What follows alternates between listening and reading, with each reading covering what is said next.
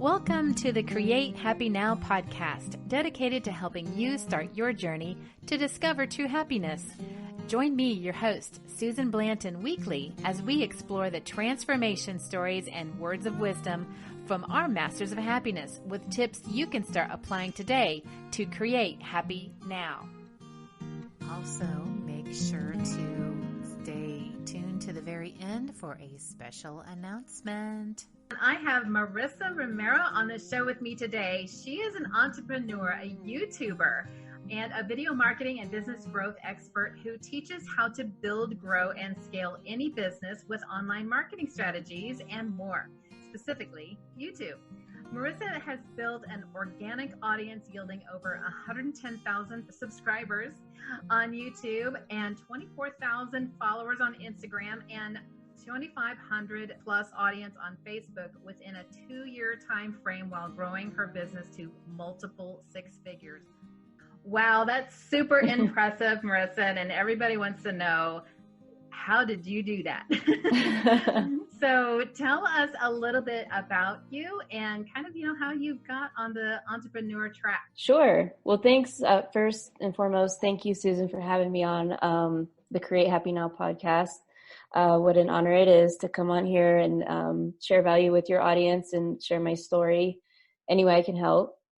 And I guess, I'll start from where it all began with me. I was a civil engineer for 7 years, and specifically a bridge engineer. I worked for the Department of Transportation for the federal government.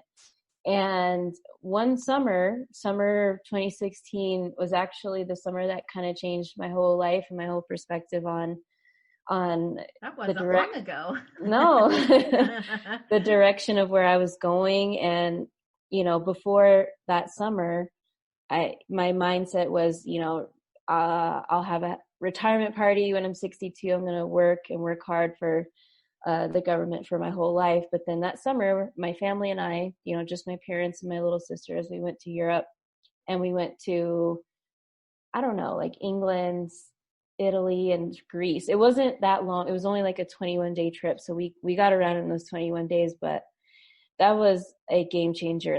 That changed my life. Your eyes, what their possibilities were.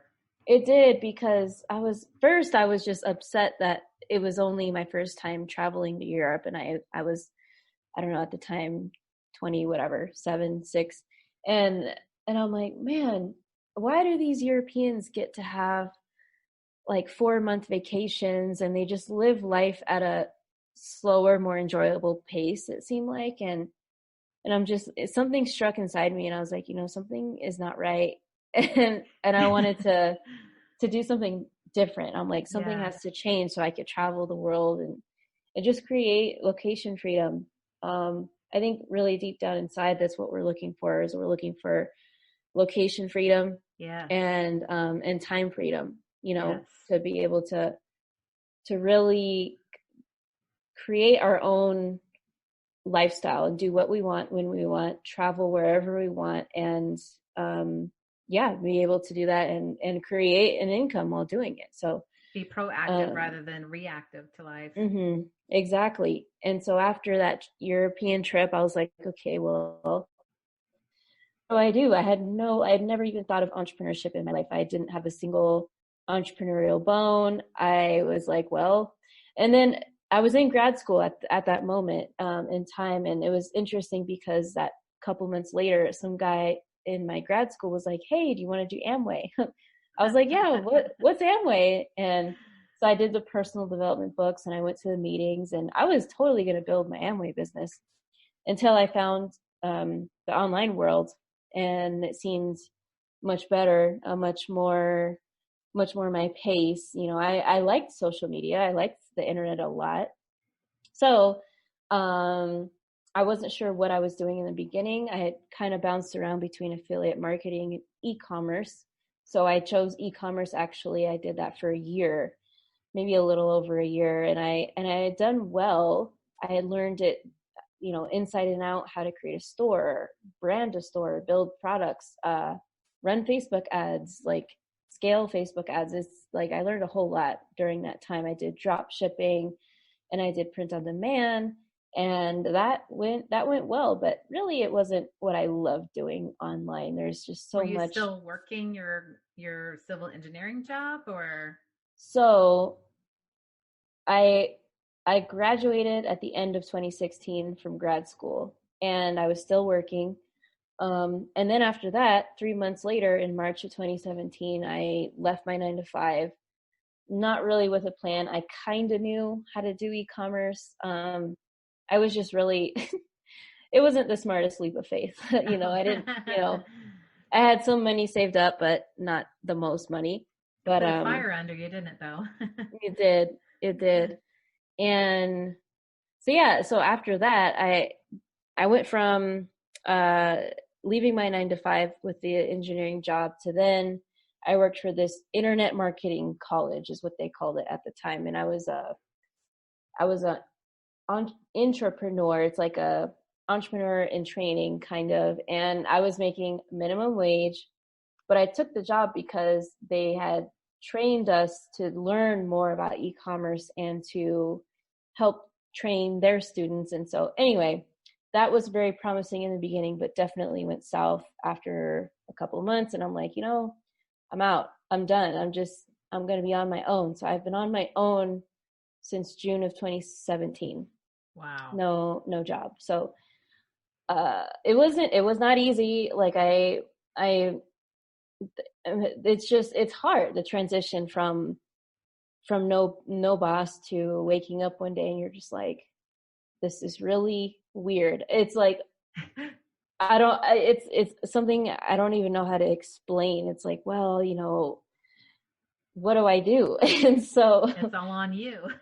yeah. And, you think after you leave your job, you're going to have all this time on your hands, and you really don't, because half the time you're trying to figure out, how do I do this? And then the other half you're grinding in your business. And so that was really interesting. But then fast forward to late 2017, early 2018, I decided that I did not want to live in the United States anymore. And I thought, I'm going to travel and fulfill my dreams and go see the world, because that's what I wanted to do that one summer. So my ex at the time and he sold all his stuff. He was in another state and I was in Arizona. I downsized from a 3-bedroom, 2-bath house to 1 suitcase and a half and a backpack. That's it. Wow. And I had a yard sale, and I said goodbye to all my friends, and I went to Southeast Asia. I was in Thailand first, and How I did you was decide there. where you wanted to go first? Like, you get the whole world at your platter, and you're just like, where do you just like throw a dart at the world map and decide where you're going to go? Yeah, well, that's when I kind of got into the digital nomad community, and I had watched a lot of YouTube videos, and there was a local mastermind in Arizona. There was one entrepreneur there who said he started his journey in Thailand with his business and everything, and he's like, well, I had $1,000 to my name, that was it. My rent was only like $100 or $200. I was like, wait a minute.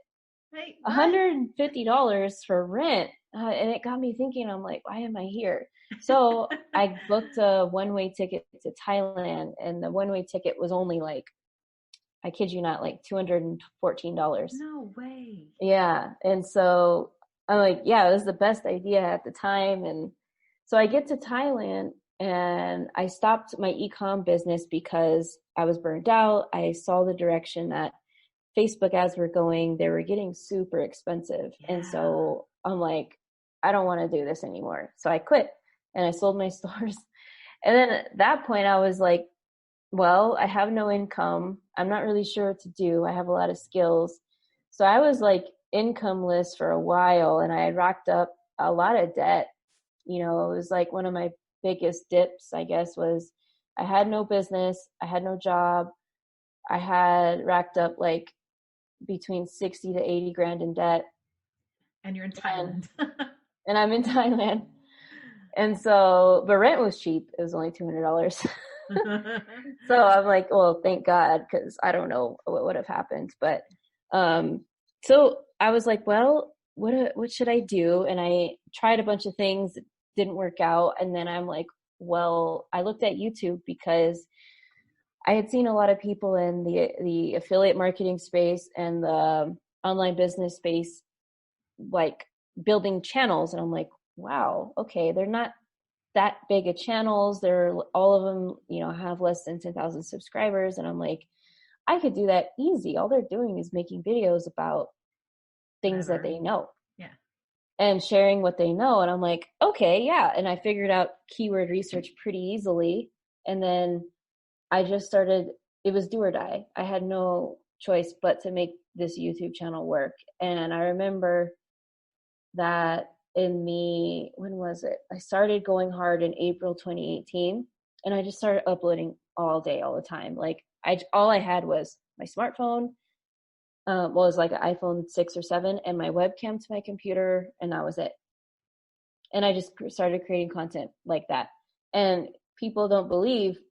They're like, Marissa, your videos are so good. Like, you know, I can't even fathom making videos like you. And I'm like, well, you should take a look at my very first videos, and that make you feel better, you know, because I was in like a dark room. The footage was crap. It was just, the audio was terrible. Like everything about my first YouTube videos were wrong and bad. But, you know, it got me traffic, and it got me my very first sale. I remember my first sale, I made $33.50. And I was like, no way. I was like, something. yeah, I was like, wait a minute, this works. I was like, I made money from YouTube because I knew it was my YouTube traffic, because that's the only place I had my affiliate link at the time. So then I was like, yeah, that's all I needed. That's all I needed was like, you know. What was the first thing you sold? Was it legendary, or was it? No, it was, honestly, I don't remember. I think it was a product on ClickBank or JVZoo, something like that. And then later, and I started getting into the higher ticket affiliate marketing products, because, you know, traffic is traffic. No matter where you send it to, the average conversion rate is 1% to 2%. You know, a little higher for low ticket products, but I'm like, traffic is traffic. If it's a good offer, it's going to convert. So I was like, okay, well, and then 2 months after that, so I had my $33 sale in July that paid like 25% of my rent. And I remember the next 2 months, it was either June, my channel got monetized because I had reached 1,000 subs and 4,000 watch hours. How long did it take for you to get that, the watch hours and the about 3 months. 3 months? Mm-hmm. Yeah. And that was doing a YouTube video every day? Pretty much. I mean, sometimes I missed a day. It was like every day, if not every other day. Yeah. And then, so my channel got monetized. So I had that Google AdSense revenue for my channel. And I was like, oh my God, like, it was a good check. Like, it was like $1,000 that I was making from Google AdSense. Right as soon as you were monetized. Mm-hmm. That's crazy. Yeah, I know, it was crazy. and so I was like, paid 3 months or 4 months worth of my rent, I know, and some food. exactly. And so it was giving me so much motivation. It just made me go that much harder. I was working all the time. Like, I mean, 16-hour days. I was just putting out content and like learning my funnels and making my funnels better. And then I think it was July, I had my first $1,000 commission, and I was just like, oh my God. So I was like, this is good. This is all really good. And then I just started making more money because I started to promote different tools, to promote different subscription-based websites, and plus the higher ticket affiliate marketing. And I was like, wow, like I'm making a lot of money just from promoting other people's products. So that was really cool. And then, so then I'm in Thailand, and then I moved to Bali. And that year I traveled so much. I came back home, and then in the fall of that year, the 2018, I landed in Medellin, Colombia. And So I was there for a while, and then all of 2019 was like travel. I had done South America, Mexico, Guatemala, like all over here. I'm still, right now I'm in Medellin, Colombia. So, Okay. so What made yeah. you decide on Colombia? Well, I fell in love, and I'm engaged to a Colombian man. Congratulations. Thanks. Yeah. So that's what happened. That's why I'm here. So yeah, yeah, that's interesting because like we've kind of side note, like this country has had a very strict quarantine with the pandemic, and it's like we don't know when things are going to open up or because right now the borders are closed, no one can get in. But wow. I mean, it's a great place to be quarantined. Yeah, for sure. But because this is all of the places that I've been have been pretty popular with digital nomads, and Medellin is no different. Like there's a lot of entrepreneurs here. So anyway, about a year ago in 2019, I switched my niche a little bit because I had gone from a purely affiliate marketing and being known as the affiliate marketer to then like more so an influencer with YouTube and a teacher of online business kind of in general. And so I stopped promoting a lot of affiliate products because I realized as I learned more about quality and experience of customers that I didn't want to promote these products anymore, and I knew I could do better with my own. So I started,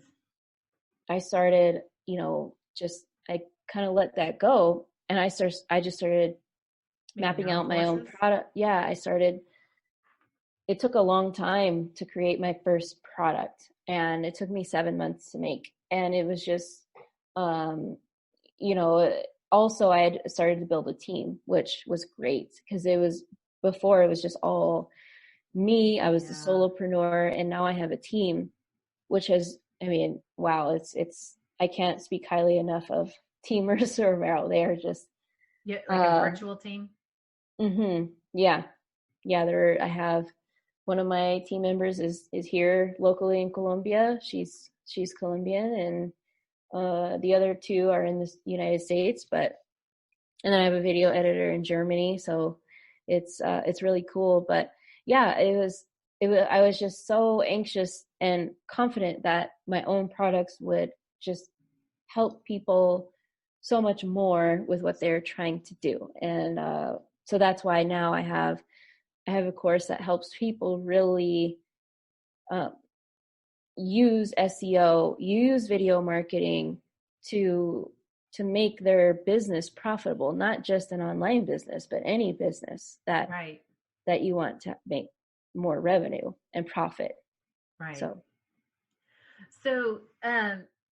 back to when you were deciding you wanted to, take that leap to go to Thailand.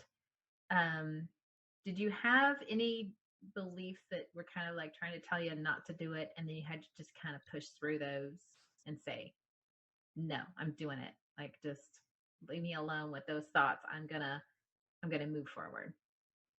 Not really. I was like 100% confident it was my time to leave, but I did have pushback and constraints with my family and friends when I left my job. And like it's just one of those things where people are saying like, oh, that online business thing, like how's that going? And really you're like, there's times in the beginning where you're like, I'm not making any money, and you just have to, you don't really know what to tell them. And you knew that it could work, you just needed to find your way. Right, exactly. It's just I think that was the hardest part for me, was my family is everything to me. I mean, just knowing like the sacrifices they went through to help me to get me through my career, and just to know that they were disappointed and sad, it was really hard.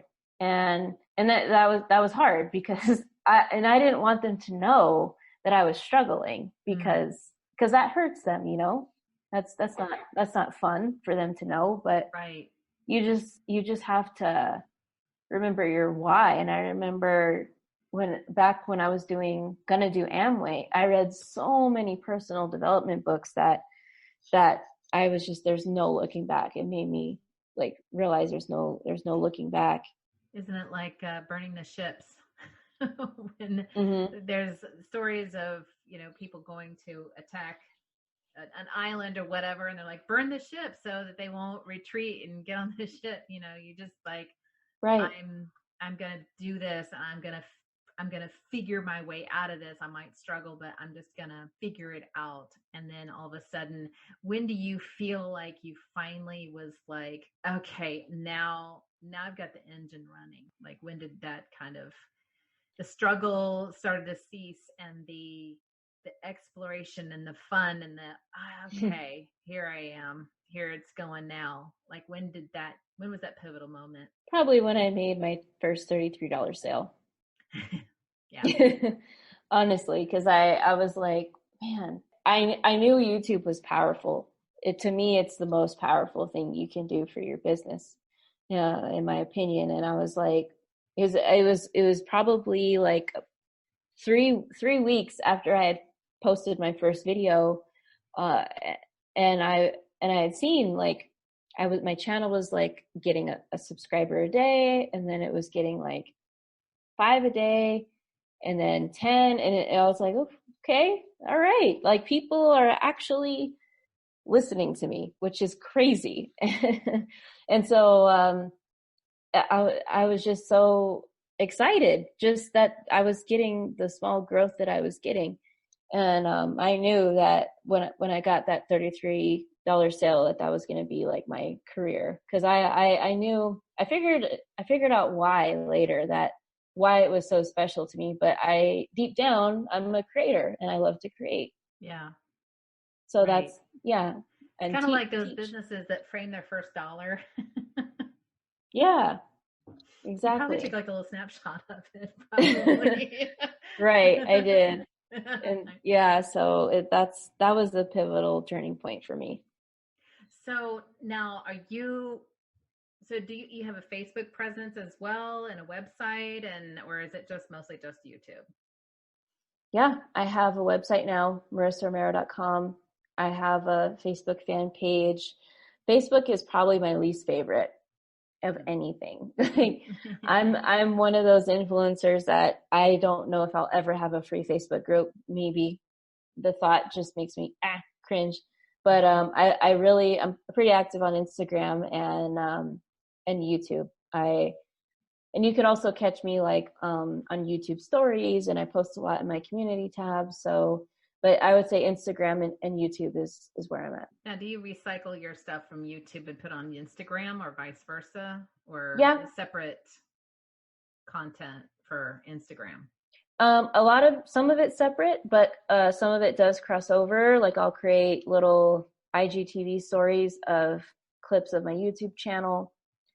Right now I'm trying to improve my repurposing content strategy, I guess you could say, because I would love to have more things created from my one YouTube video, because from one YouTube video, you can create 10 different pieces of content, right? You can create a quote card. You can create a blog post with the script from your video. You could create, there's so much you can repurpose. So much more than like back in the day. Mm-hmm. So what are your plans for scaling? Like what do you want to do with it to scale even more? I mean, well, and you had your YouTube hacked, right? Oh yeah. And you had to start. I mean, I remember that, like I texted you and I said, "Are you okay?" You probably didn't get it, but I was like, "Where did you go? I can't find you." Yeah. I was really kind of worried, and then you like, I got hacked. I'm here. I'm okay. Yeah, that brings me chills just thinking about it, because that was this maybe the scariest part. I don't know. I don't want to say my life, but it was just well, let me back. I do have a YouTube video that explains everything that happened, but in a nutshell, I had a virtual assistant back then from the Philippines, and she's the one that hacked my channel because she was mad at me because I had caught her lying on her hours, so I fired her. Oh.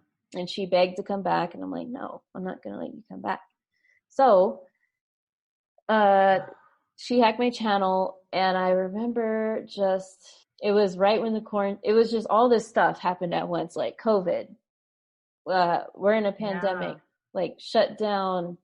No one's buying anything on the internet. Like I lost kind of everything overnight, that my livelihood, my presence, like what I was known for. And I got lucky that I was able to reaccess my Google account and to sign back in and recuperate that and create a support ticket with YouTube, which was just a roller coaster in itself. Like other YouTubers who've had to deal with YouTube know what I'm talking about. It's just you wait so long, like 24 hours just to get a response, and I had no clue if my channel was going to come back.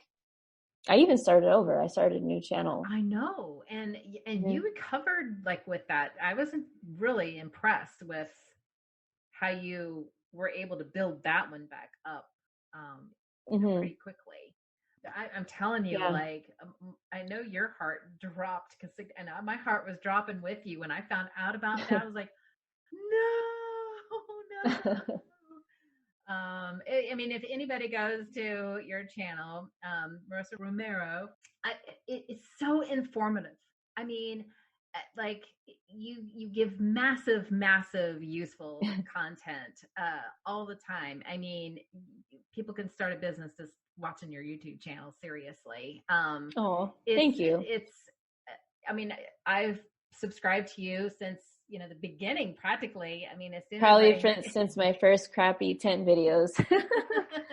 And I really liked your intros where you were like, in Thailand and jumping in the water. And I was like, oh, that sounds so nice. I want to go to Thailand too. So I was very impressed watching your journey and all the things that you were doing. And you were very much an influencer in my life. I'm a little slow to the gun, but I do want to let you know that you definitely are someone that inspired me. And I thank you so much. You gave me that hope that I could do what you've done in some form or fashion.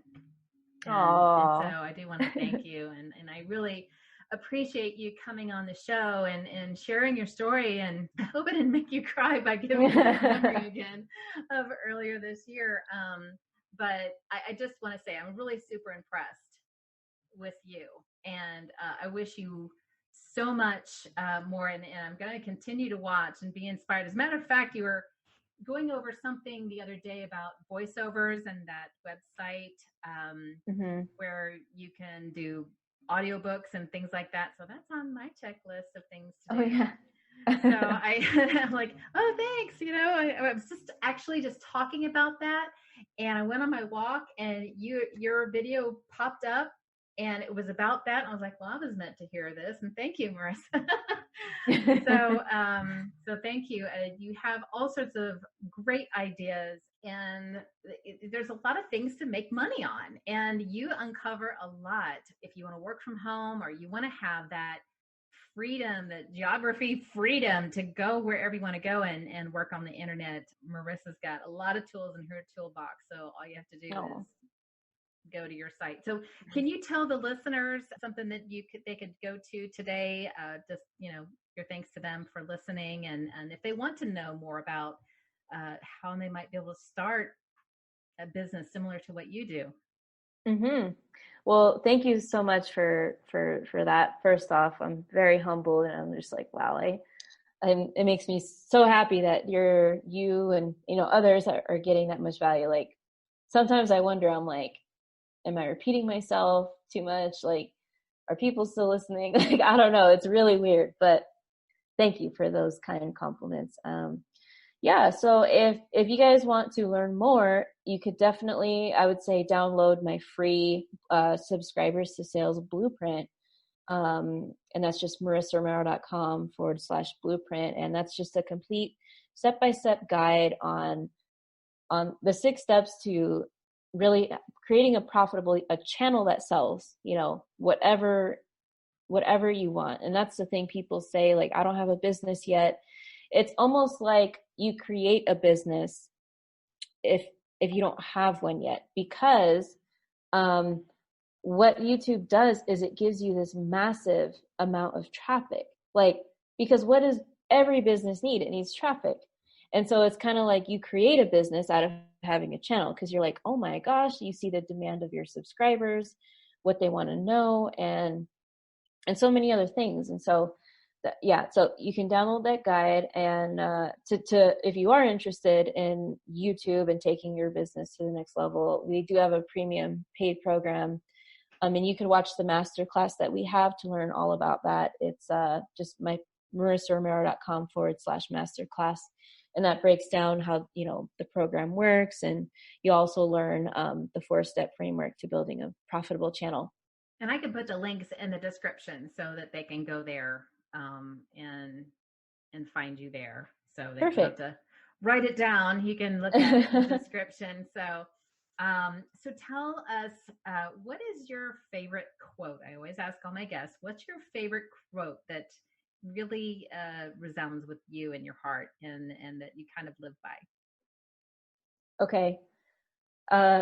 I just discovered it not too long ago, actually. I think it comes from Oprah, but it comes from Maya Angelou.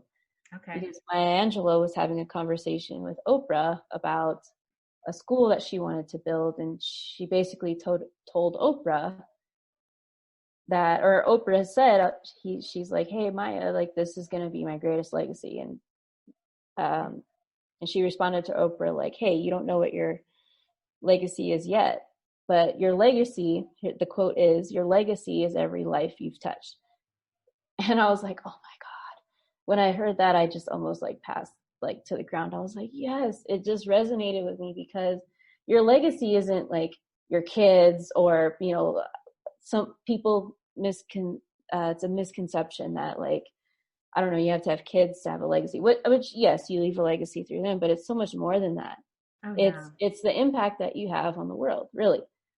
Absolutely. And you didn't know you were impacting me that much. I mean, look at that, right? Right.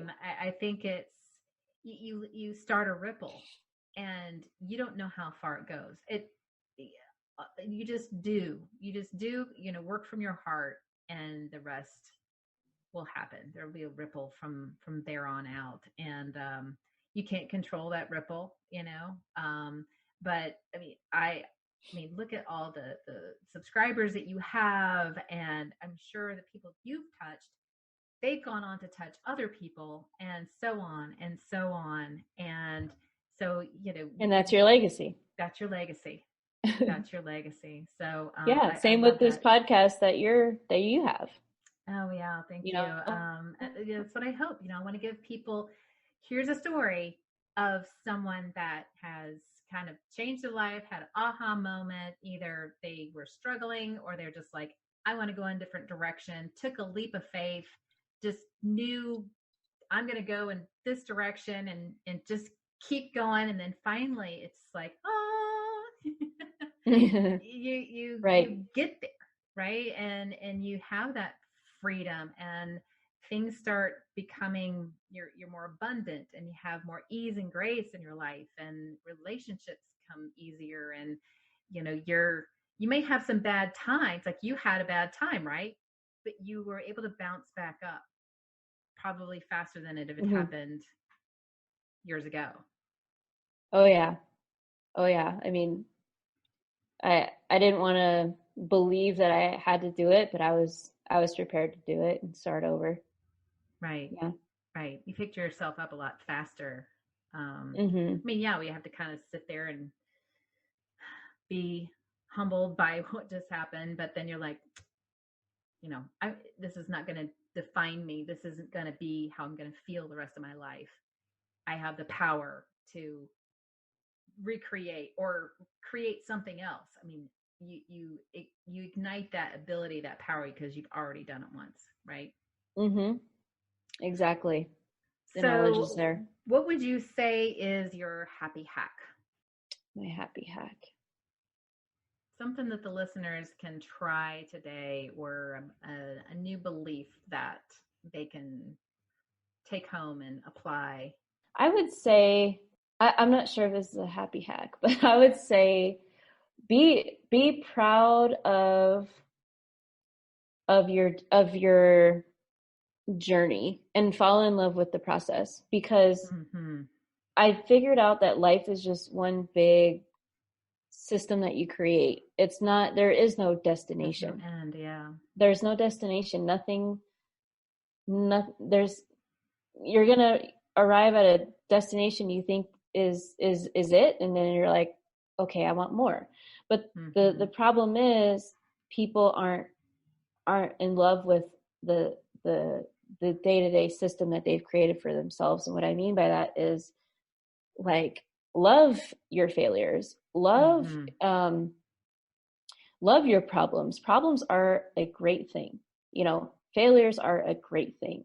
And just fall in love with all of it, your routine, and everything that comes along with it. Because if you're not loving your system and the routine you've created for yourself now, you won't be happy. Well, you Yeah. just defined the definition of this podcast. Create happy now, really, because if you are trying to manipulate and plan for, when you do this then you'll be happy, you're constantly going to be chasing that. Why not be happy where you are now, and then where you are now, and then where you are now, and then where, so create happy now every day. And then you'll be happy all the time, no matter what's happening, because it's the journey you're experiencing. So, I mean, you nailed it. I mean, you're just like the perfect guest, because that's exactly what this is about, right? Right. And I love, because I like to talk to people pleasers and perfectionists as well, which I'm a recovering people pleaser perfectionist. It's a programming that's always on the undercurrent that I'm always trying to overcome. But making mistakes the idea of it used to give me so much anxiety. And now it's like, embrace them, make them, be imperfect. It's character. It's funny. It's realistic.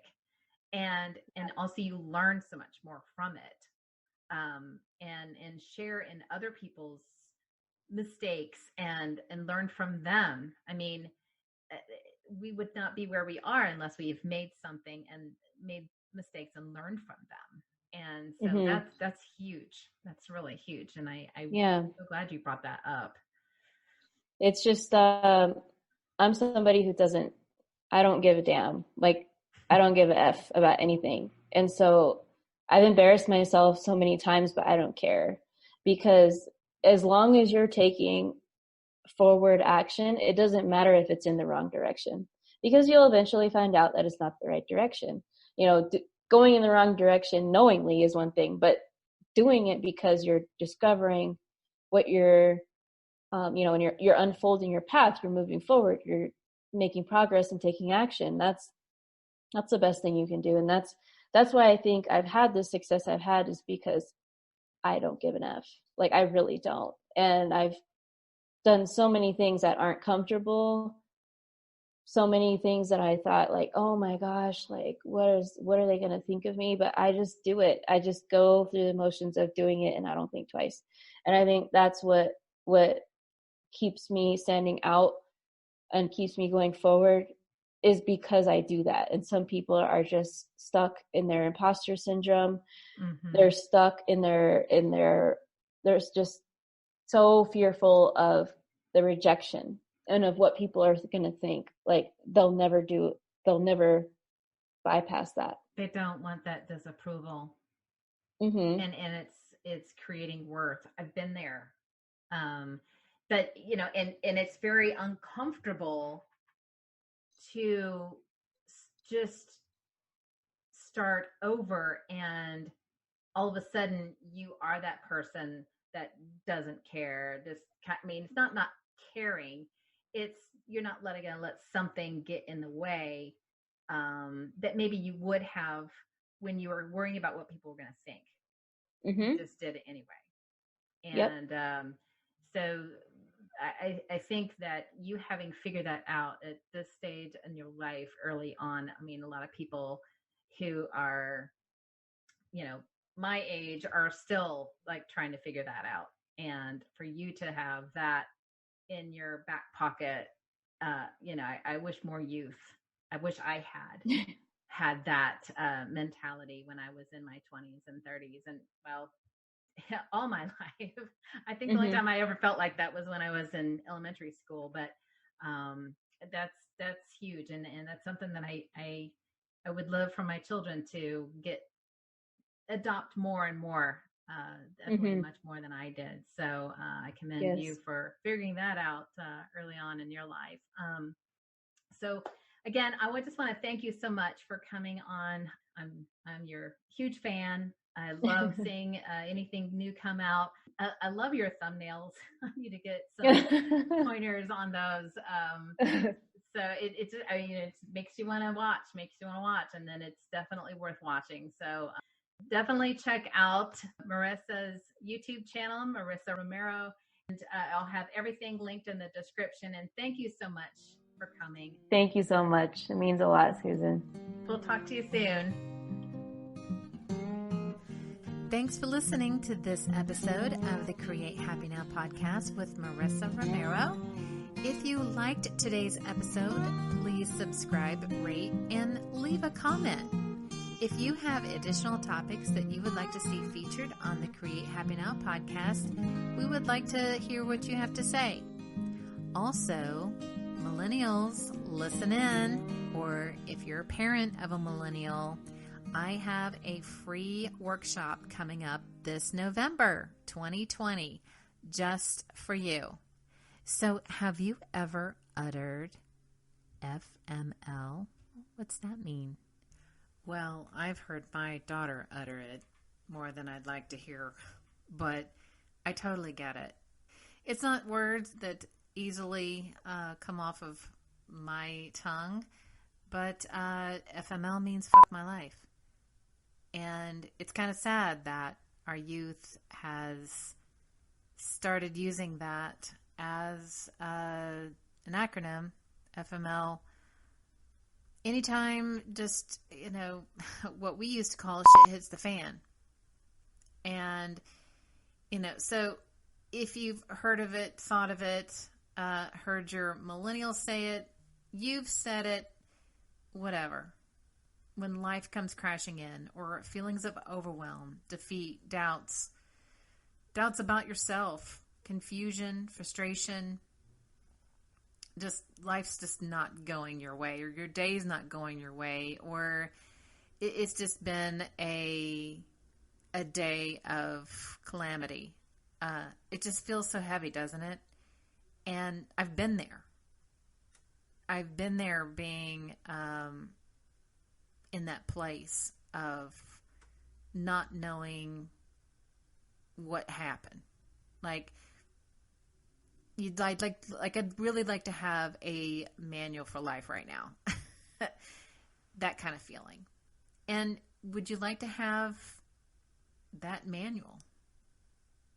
Because what I have in this training, this workshop, is a way to finally drop the drama and be able to be in that stable place of Zen. And I'm not kidding you. I mean, I've been where a state of anxiety is pretty much a morning to evening place. It's heavy. It is. You're just tossing and turning. You're wringing your hands. You're afraid to go to the mail to see if you've got another bill that you can't pay.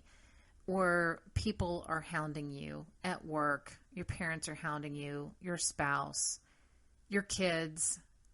your friends, and you're also getting inundated with advice from everybody that really shouldn't be giving you advice.